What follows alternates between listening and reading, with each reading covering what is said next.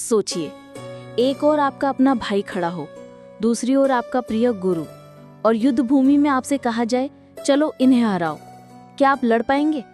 यही हाल हुआ था अर्जुन का जब कुरुक्षेत्र की भूमि पर उन्होंने अपने सामने खड़े रिश्तेदारों और गुरुजनों को देखा।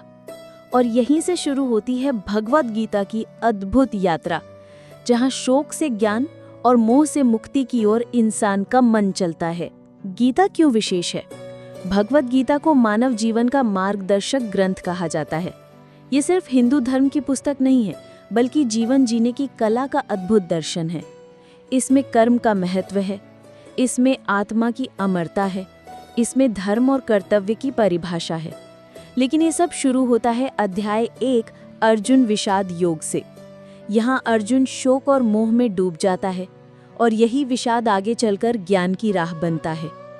महाभारत का युद्ध सिर्फ भूमि या राज सिंहासन के लिए नहीं था, ये युद्ध धर्म और अधर्म के बीच था।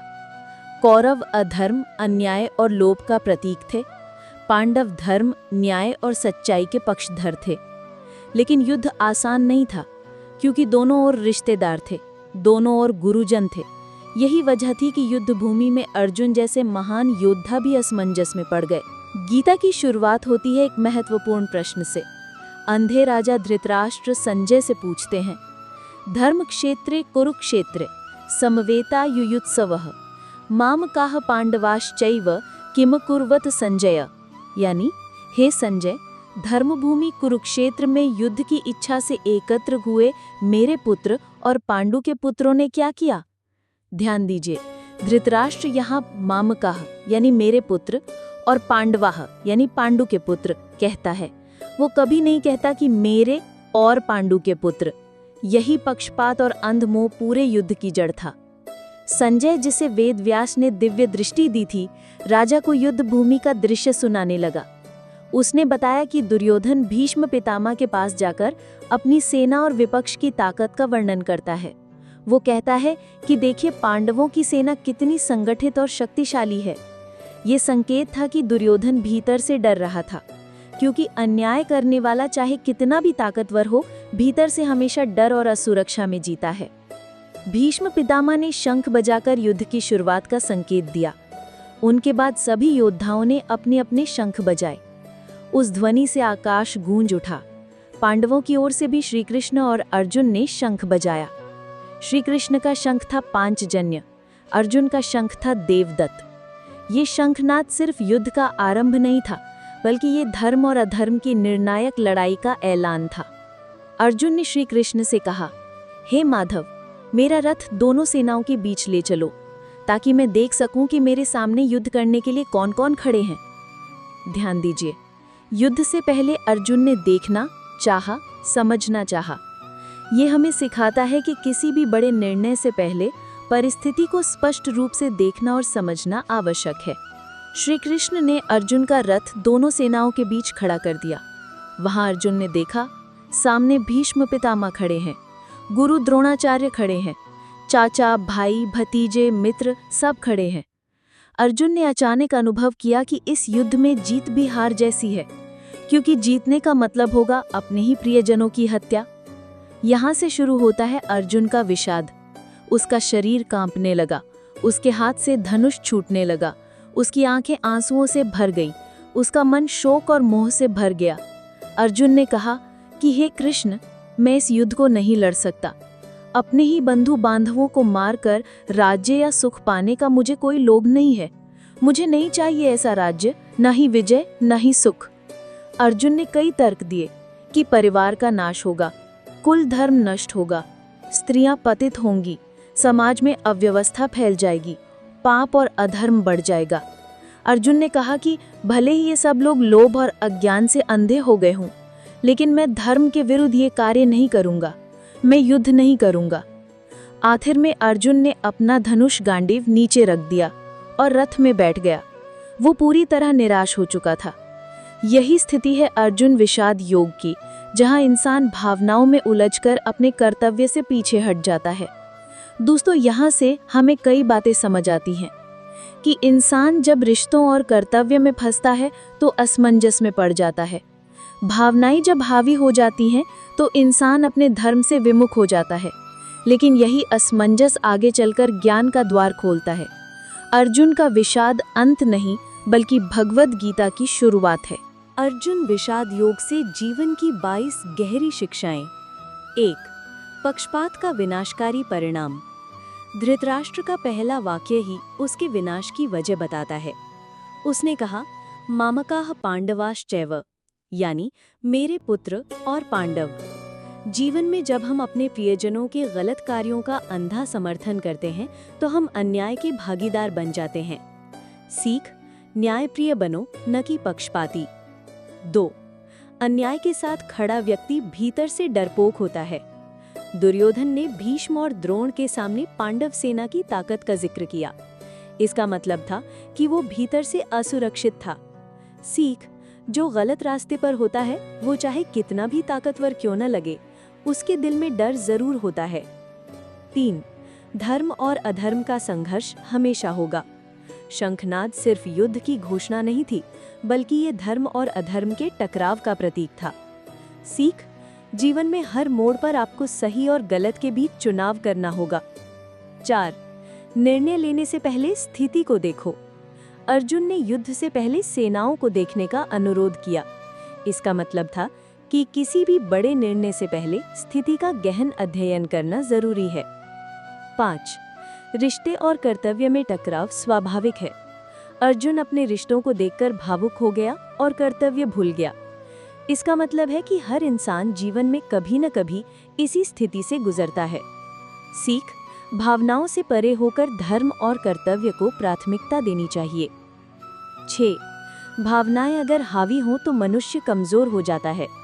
अर्जुन का शरीर कांपने लगा, धनुष हाथ से छूट गया, आंखों से आंसू बहने लगे।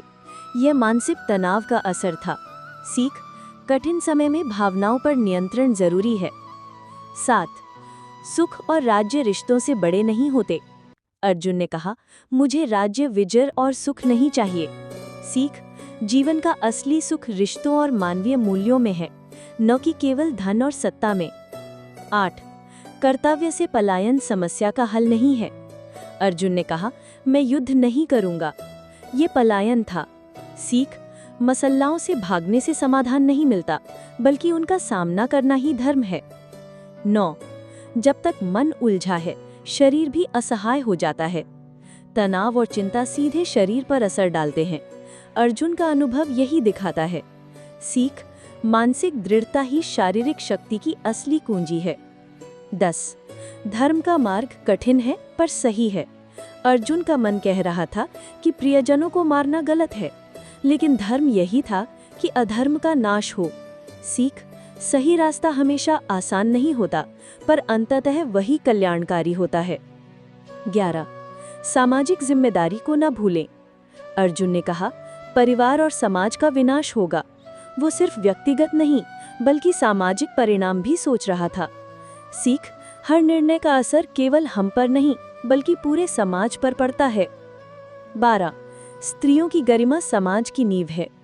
अर्जुन ने कहा, कुल का नाश होने पर स्त्रियां पतित होंगी। वो जानता था कि समाज की संरचना स्त्रियों की मर्यादा पर आधारित है।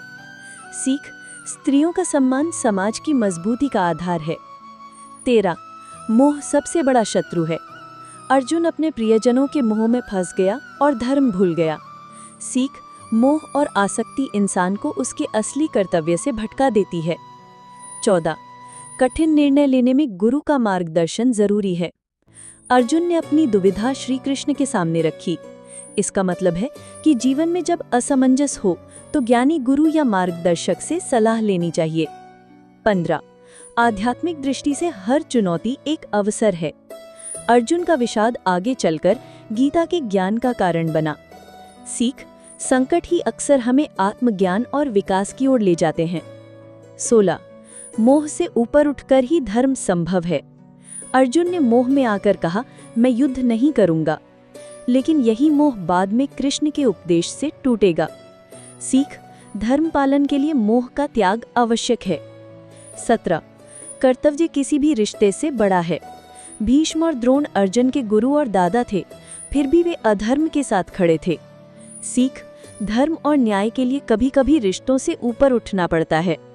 18 संकट में धैर्य सबसे बड़ा हथियार है। अर्जुन ने जल्दबाजी में कहा, मैं युद्ध नहीं करूंगा। अगर वो धैर्य रखता तो इतनी गहरी उलझन में न फंसता।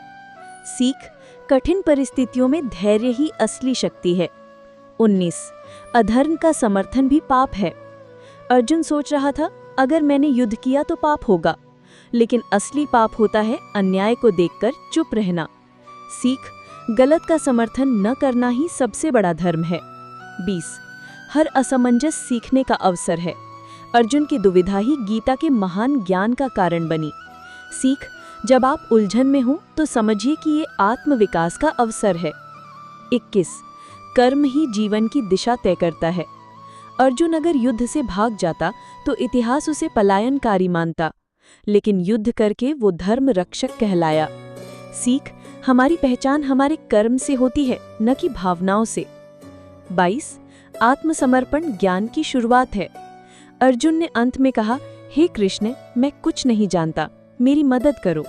यही आत्मसमर्पण आगे गीता के ज्ञान का द्वार खोलेगा। सीख, जब तक हम खुद को सर्वज्ञ मानते हैं तब तक ज्ञान नहीं मिलता। दोस्तों, अर्जुन विषाद योग हमें ये बताता है कि जीवन में उलझनें और दुविधाएं स्वाभाविक हैं। भावनाएं कभी कभी हमारे धर्म पर हावी हो जाती हैं, लेकिन यही विषाद हमें ज्ञान की ओर ले जाता है। और असली शक्ति है मोह से ऊपर उठकर कर्तव्य का पालन करना। दोस्तों, आप सोच रहे होंगे ये सब तो महाभारत के समय की बातें हैं, लेकिन आज के आधुनिक जीवन से इनका क्या संबंध है?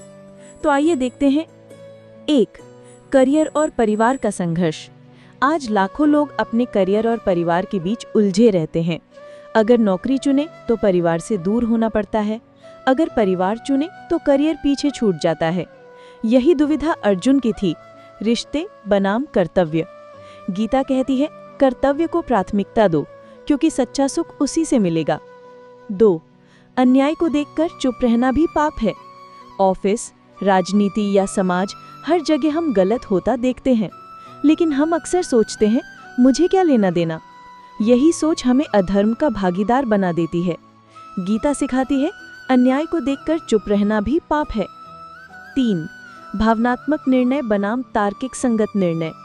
अर्जुन भावनाओं में बहकर युद्ध से पीछे हटना चाहता था। हम भी अक्सर गुस्से, मोह या डर में गलत फैसले ले लेते हैं। गीता कहती है, निर्णय भावनाओं से नहीं बल्कि धर्म और विवेक से लो। 4 तनाव और मानसिक स्वास्थ्य। अर्जुन का शरीर कांपना, पसीना आना, धनुष छूटना, ये सब मॉडर्न स्ट्रेस के लक्षण हैं। ये दिखाता है कि मानसिक शांति सबसे बड़ी ताकत है। आज के जीवन में योग, ध्यान और सकारात्मक सोच वही भूमिका निभाते हैं जो गीता का ज्ञान निभाता है। 5 रिश्ते बनाम सिद्धांत। आज भी हमें कई बार अपने रिश्तेदारों, दोस्तों या प्रियजनों के खिलाफ खड़ा होना पड़ता है, अगर वे गलत हों। यही धर्म है। गीता हमें सिखाती है, रिश्ते महत्वपूर्ण हैं, लेकिन धर्म सबसे बड़ा है। असमंजस सफलता की सीढ़ी है। अर्जुन का विषाद ही गीता के महान ज्ञान का कारण बना।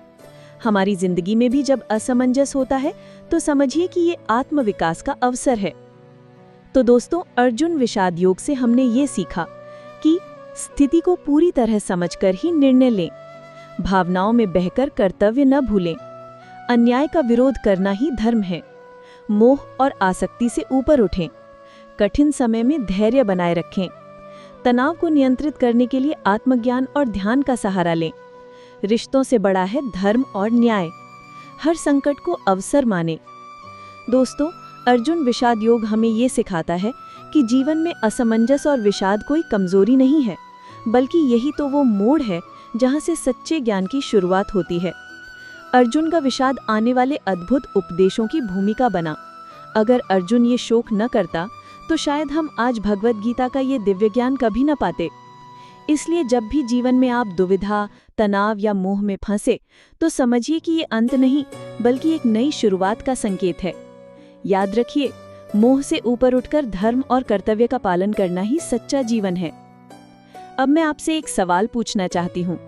क्या कभी आपके जीवन में ऐसा क्षण आया है जब रिश्तों और कर्तव्य में आपको चुनाव करना पड़ा हो?